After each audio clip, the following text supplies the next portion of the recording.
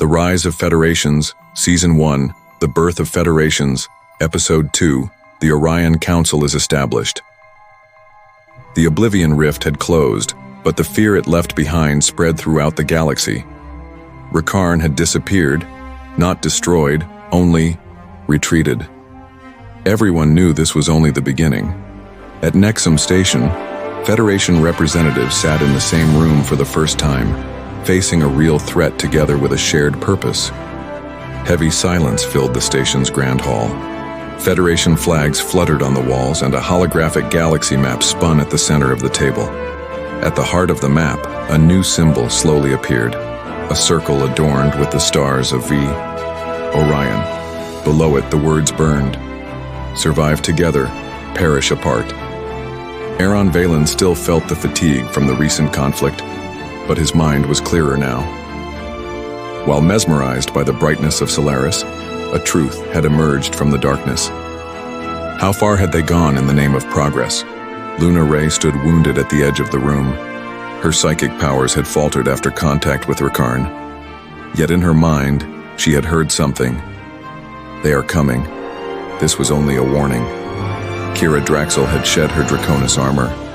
Now, wearing simple traveler's clothes, she was accompanied by only a few trusted soldiers. Isolated by her own people's war fervor, she now knew she would no longer walk alone. Zayne was the only member in the room without a chair. Connected to the holoconsole via digital links, no one could say if he was truly there or just a projected image. But his words were real. Unit 7 stood motionless in the corner. Yet everyone felt its presence. Within the android were traces of old wars, and also a new will. Even its silence was as powerful as a declaration. Luna began the meeting.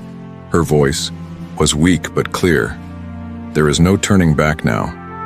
Rakarn is not just a being but an idea, a consciousness forged from the wrath of the forgotten. And it is not alone. There are more like it. Zayne immediately added, "Data from Solaris, archives. Remnants of Oblivion are scattered across the galaxy. Some are dormant, others may already have awakened." Aeron stood up. Solaris hid this information. Now, it's not just us, but all living civilizations under threat. We must unite under one roof. A new structure, a new order. Kira frowned. By the rules of our Federation, such a structure cannot be established. Each civilization retains its sovereignty. Unit 7 suddenly spoke. Its voice was monotone but emphatic. New threats do not abide by old rules. Either you evolve together or perish together. There was a brief silence. Finally, Luna opened her palm and projected a psychic reflection. The lights of the Orion constellation came together to form a symbol. It will be called the Orion Council. This is not just a military alliance. It will rest on 4 pillars: knowledge, diplomacy, defense, and ethics. Each federation will send one representative. Every representative will have equal voice. Zayne laughed sarcastically. "And are we, the black market pirates, also invited to this table?" Aeron replied, "If you will fight for the safety of the stars, then yes." Zayne nodded. "Fine, but don't trust me. This galaxy has shown time and again how dangerous overtrust can be." The first members of the council were chosen that day. Aeron Valen, on behalf of Solaris, to represent the pillar of science and exploration. Draxel, representing Draconis, to serve in the military defense pillar. Rae, the voice of Elyndra, to oversee diplomacy and ethical coordination. Zayne, representing the Varnex Syndicate, to take the role of cyber defense and information control. Unit 7, as a neutral observer and balance factor, granted the right to intervene in cases of council indecision. That evening, on the observation deck outside Nexum Station, Aeron and Luna were alone. The infinite lights of the galaxy stretched before them.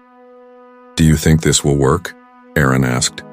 Looking at the stars, Luna answered, "For now we have only lit a light, but every dawn begins with a spark, and Rakarn's voice has not left my mind yet. It gave us a chance. For now." "Why?" Aeron's voice was serious. Because fear is a weapon greater than conflict. Instead of devouring us piece by piece, it waits for us to destroy ourselves first. Meanwhile, in a distant corner of the galaxy on the surface of an abandoned planet, a silent victim lay. A black ring opened in the sky. Rakarn slowly emerged. Around him floated semi-transparent, starless entities. "They have united," said an ancient voice, "but they are weak. They are not yet connected to each other." Beside him, another figure appeared. His armor was both organic and mechanical. Memories of an ancient civilization shone in his eyes. "What is the next step, Rakarn? We will watch. We will learn.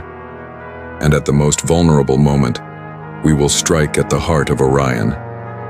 For the first time, a light of hope was born over the galaxy. But the brighter this light shone, the darker its shadow. The Orion Council is established. Now the real war begins.